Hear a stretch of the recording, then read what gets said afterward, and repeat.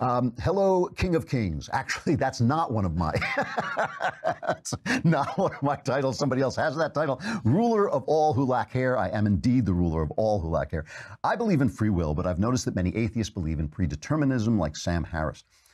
But doesn't predeterminism necessarily imply that there is an entity doing the predetermining? Sam Harris says it is our brain making decisions before we really choose anything. Isn't that like saying that our brain is God, or that we constantly are running on instinct? This confuses me.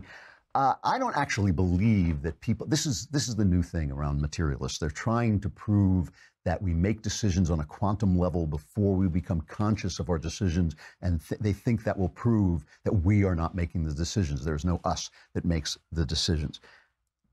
I think it's nonsense, and in a sense, what you're saying is right.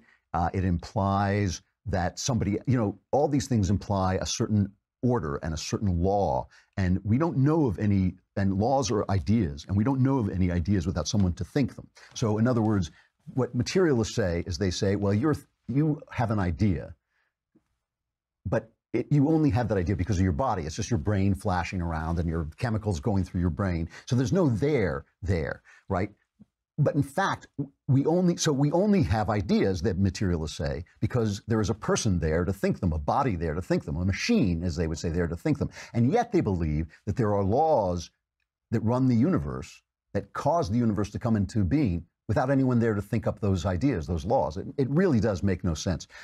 Let me just talk for a minute about sex, because I think that sex, I've often said, is where the spirit and the body meet. Sex is where we express our love, but it's also where we do the thing that we are impelled to do by evolution and by our need to recreate our species. Many things that happen in our bodies are necessities. There's no church where the priests say, you know what, I don't believe in going to the bathroom, so I never go to the bathroom. You have to go to the bathroom, right? Evolution has has made our bodies, shaped our bodies over the centuries and millennia so that you have to go to the bathroom when it's time to go to the bathroom. But you don't have to have sex. Sex is apparently what these materialists think we are all about. We're all about passing on our genes, and you do that through sex. And yet, evolution did not decree that you must have sex. What it did was it gave you pleasure, so you would choose to have sex. So evolution, these guys, their God is evolution. Evolution itself says that there is a choice involved, right? It didn't say, it could have just made, you have to go to the bathroom. It made us away. It could have made it so you have to have sex. It gave us the urge. It gave us the desire. It gave us pleasure in doing it. But you can decide not to do it. So evolution itself says that we have freedom of choice. And we know this, to continue with the sexual metaphor, the sexual argument. We know this in the case of rape.